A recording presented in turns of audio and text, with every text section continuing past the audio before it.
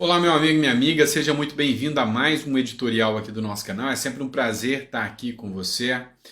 E nesse segundo editorial, não vou deixar de dizer que eu quero que Deus te dê uma mesa farta e repleta de bênçãos, afinal, é o nosso vídeo do meio-dia.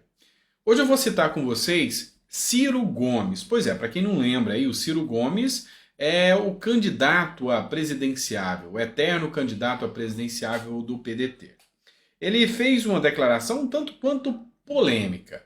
Ele chamou Lula de encantador de serpentes. Falou que levou os brasileiros à bancarrota, à inadimplência, enfim, teceu muitas críticas em relação a Lula.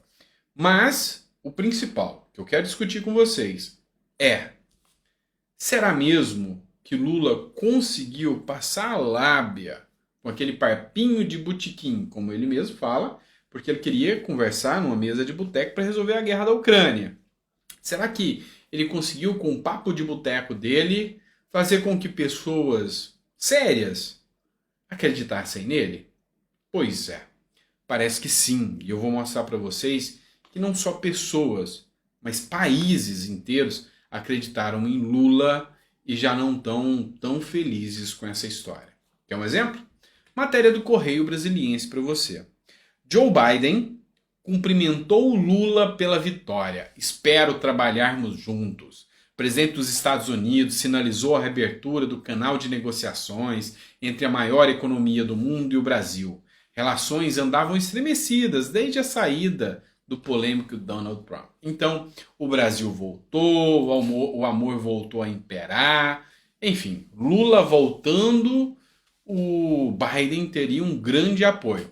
Concorda? Pois é. O Biden acreditou nisso, a América acreditou nisso. Será? Teve mais gente. A Ucrânia. Pois é. Adivinha quem, em 2022, ali no período eleitoral, foi retirado de lista da Ucrânia de acusados de promover propaganda russa?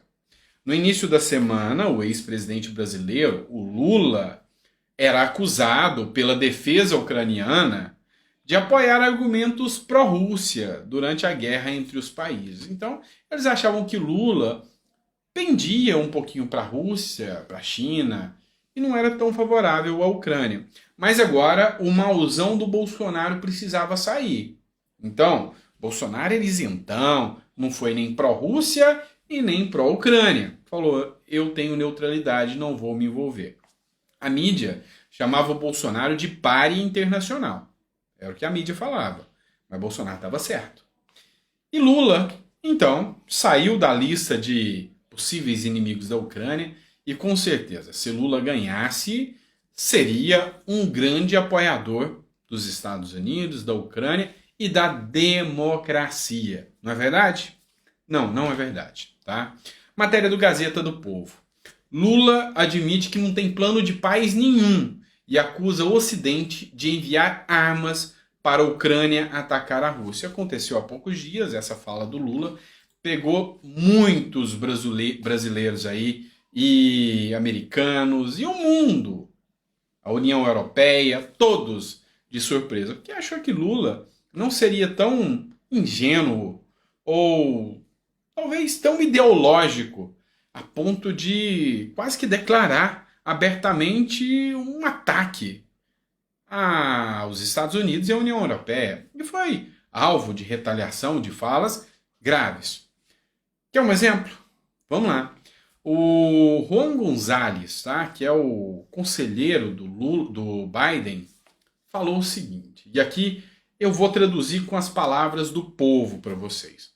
Brasileiros estão mais preocupados com a comida na mesa que com a Ucrânia, foi o que disse os Estados Unidos. Ideia de que Washington não apoia a paz e não tem base em fatos, afirma Juan Gonzalez, que é conselheiro direto do Biden. Sabe o que os Estados Unidos falou para o Brasil, na linguagem do povo? Toma vergonha na sua cara que seu povo está passando fome, a economia está uma tragédia e você ainda vem aqui dar palpite errado? Cuida da sua vida. Faltou completar com algumas palavras aí. Mas foi isso. E realmente foi essa a reação dos Estados Unidos. Mas não foi só dos Estados Unidos, não. A União Europeia falou a mesma coisa. Lula se apequenou. um nada. Pois é, mas a coisa começou a ficar feia. Estados Unidos falou, não quero papo com o Brasil mais, acabou. A União Europeia falou, esse senhor que entrou aí tá certo da cabeça? Tá funcionando tudo bem? Tá indo bem? Porque não parece falar uma coisa tão sem sentido dessa, causando uma crise diplomática tão sem sentido com grandes potências como os Estados Unidos e a União Europeia. Eu acho que a conversa de botiquinho não deu certo. E o encantador de serpentes, ele pode até encantar por um tempo, mas no final das contas ele acaba morrendo picado por uma serpente. Ok, tentando amenizar, Lula ontem falou que o Brasil também condena a violação da integridade territorial da Ucrânia e que defende uma solução política negociada para a guerra. Ou seja, tentou afastar um pouquinho da Rússia, só um pouquinho, mas bem pouquinho mesmo, da Rússia dizendo, não, vocês têm direito de defender o seu território. Mas vamos acabar com a guerra, entrega a Crimeia para eles, entrega parte e se rende logo. Esse é o plano de paz do Lula. Rússia ou Ucrânia, se rende, entrega tudo que a Rússia quer. Tá bom assim? Pois é uma aberração, é ridículo. Sabe quem deu a resposta? A Ucrânia.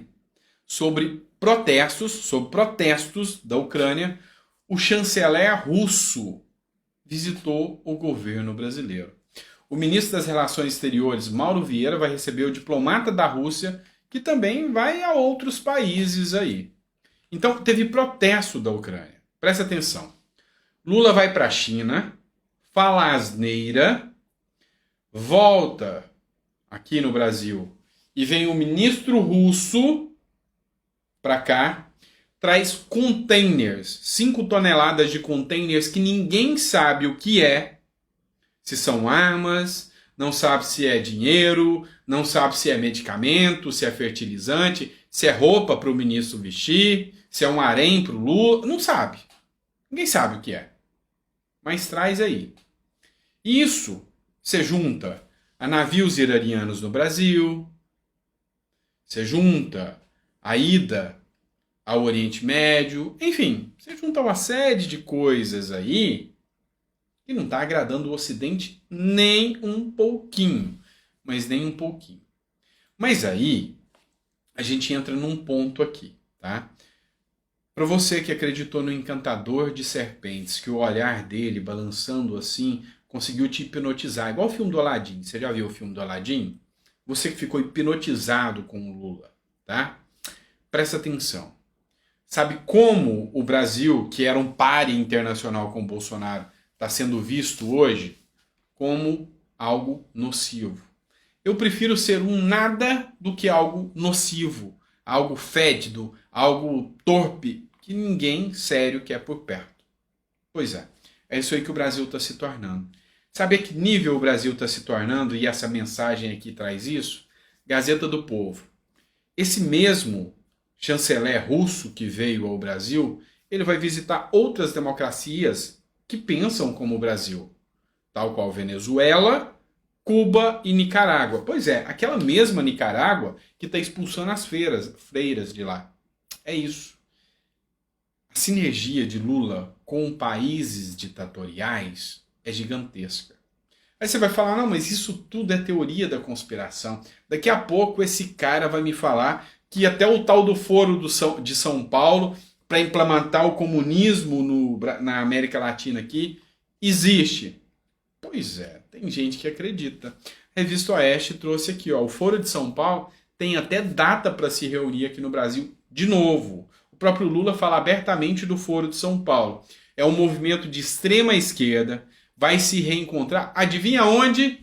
Brasília. Pois é, Brasília. O Brasil cada vez mais perto da ditadura. Foi o que o Luiz Lima, que é deputado federal, postou aqui. O que você precisa entender? O que você precisa ter em visão aqui? Quando o Lula terminou as eleições, quando o Lula estava esperando, fazendo a transição, o Nicolás Maduro costuma falar muito. Falou que o Brasil tem um plano de implementação política de esquerda, onde o Brasil liderará a América Latina para o socialismo, para o plano da esquerda, apoiados pelos grandes irmãos, Rússia e China. Aí teve comentarista da Globo, eu sei, viu, o Reinaldo Azevedo também, que nem é da Globo, é da Band, mas também falou. Teve comentarista da Globo que disse o seguinte: não, isso é devaneio do Maduro, Lula é um democrata, o meu encantador de serpentes. Pois é, você duvida disso agora, do que o Maduro falou? Que a ideia do Lula é essa, que o plano é esse, depois das falas verborrágicas do Lula? Pois é. E olha só, não sei se você já ouviu falar em George Orwell, tá? 1984. Esse é o ano, esse é o título do livro. Que ele fala que uma das formas de um tirano dominar é o controle da mídia. Ele cria aqui o grande irmão, que observa tudo. Engraçado, né? A mesma palavra citada pelo Maduro, grande irmão. Pois é.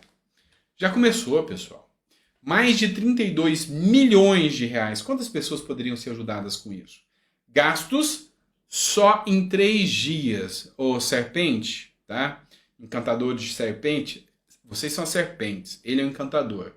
Apenas 3 dias de propaganda foi 32 milhões de reais para a mídia. O PT voltou. Gastos com o governo de publicidade explodem, tá? Isso aqui quem publicou foi o Marcelo Álvaro, que é deputado federal também.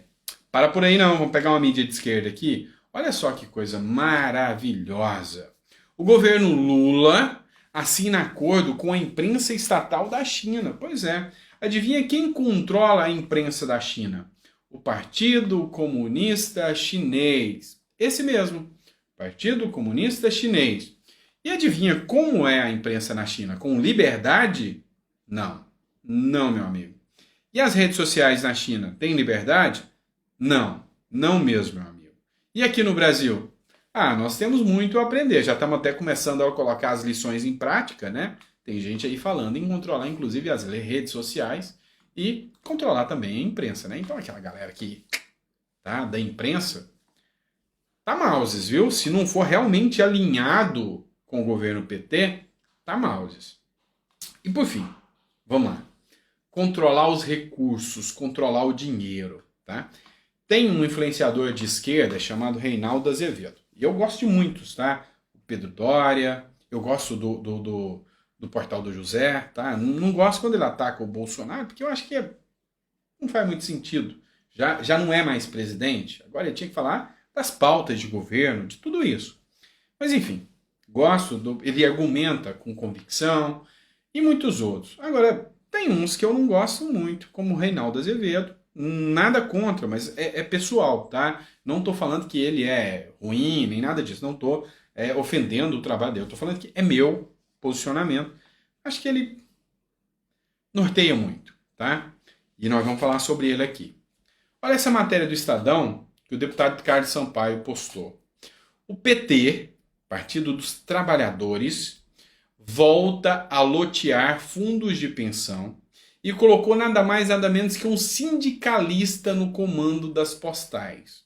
O que é a Postales? A Postales é quem controla o fundo de pensão dos Correios. Pois é, nós já vimos esse filme, não teve um final feliz, foi uma corrupção generalizada, e aqui eu vou reforçar o momento em que eu gostava do Reinaldo Azevedo e depois deixei de gostar. Hoje ele é um defensor do Lula, ou seja, é uma serpente encantada, né?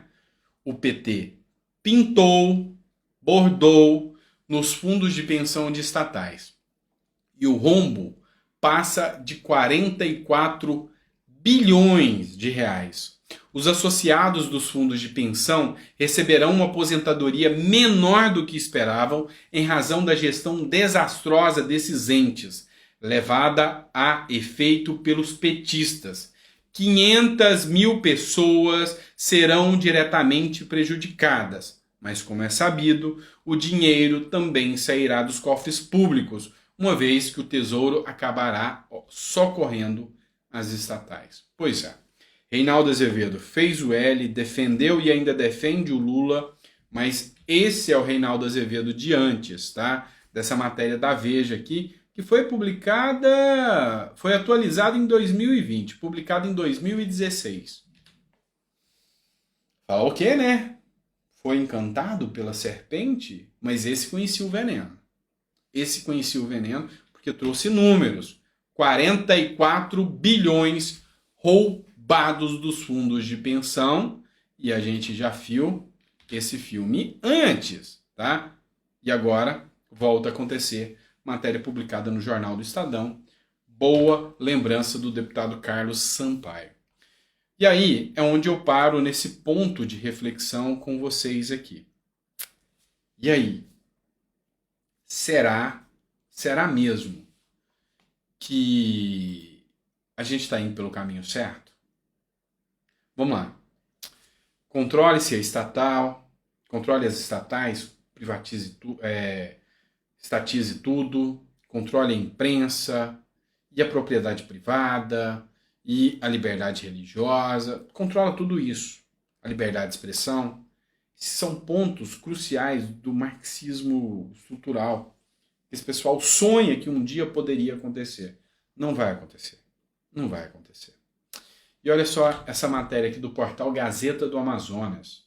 Stedley e MST são conselheiros de Lula. É uma matéria que foi publicada pelo Arthur Vigílio, do PSB, Partido do Alckmin, dizendo que Lula só tem uma intenção: fazer com que esses caras invadam propriedade, fazer com que esses caras invadam terras, ataquem o agronegócio, implementem o terror no campo. Pois é. Será que os encantados pelo encantador de serpente vão continuar como serpentes durante todo o tempo? Ou vão acordar para a vida e vão ver o desastre que está sendo todo este governo? Tá bom? Coloca no seu comentário. É importante, tá? É importante seu comentário. Se você está gostando do conteúdo, coloca aí pra gente nos comentários, tá? A gente prepara muito, trabalha muito, tá? Para poder deixar esse conteúdo. Hoje eu tô gravando esse vídeo aqui, que vocês sabem que eu costumo gravar à noite, né? Já é bem tarde da noite, cheguei do escritório cansado, estudei, preparei, separei o conteúdo, o editorial para trazer para vocês. Então, eu peço desculpa pelos erros, às vezes é cansativo, tá? Eu não tenho toda aquela estrutura de editorial, tudo aquilo que o pessoal tem. Mas eu gosto disso por quê? Porque eu sou independente. Se eu precisar criticar aqui, seja quem for, que seja Bolsonaro, se tiver que fazer críticas construtivas, lógico, eu vou fazer. Assim como também as críticas que eu estou fazendo ao governo Lula são construtivas. Eu queria que o Lula não fizesse assim e fosse um liberal, um cara que fizesse o Brasil ir para frente. Afinal, como diz o Luciano Hang, ele é o piloto. Se cai, pô, eu estou aqui no meio. Será que eu vou sobreviver? Não sei. Então, essa é a vantagem de ser independente. Mas às vezes a gente erra. É cansaço, é correria, é estrutura aqui. Então, você vai me ajudar muito. Se você criticar os meus erros de forma construtiva ou elogiar os meus acertos para saber que eu estou indo no caminho certo, tá bom? Então, desde já, muito obrigado. É sempre um prazer estar aqui com vocês. O pessoal pediu para que eu falasse, colocar nos comentários, eu estou pensando, qual que é a sua especialidade na advocacia? A minha especialidade é direito tributário. Eu sou especialista em holding e controle patrimonial, tá? Então, essa é a minha especialidade. Mas nosso escritório faz de tudo, tá? Então, a gente tem uma equipe tributarista, que sou eu, tem a previdenciária, tem tudo, tá? Então, o pessoal perguntou qual é a minha especialidade, é essa. O meu é tributário e, além do direito, eu tenho a formação também em filosofia. Termino agora o mestrado em comércio internacional e já emplaco em um MBA em economia. Tá certo? Grande abraço, fica com Deus e até o próximo vídeo.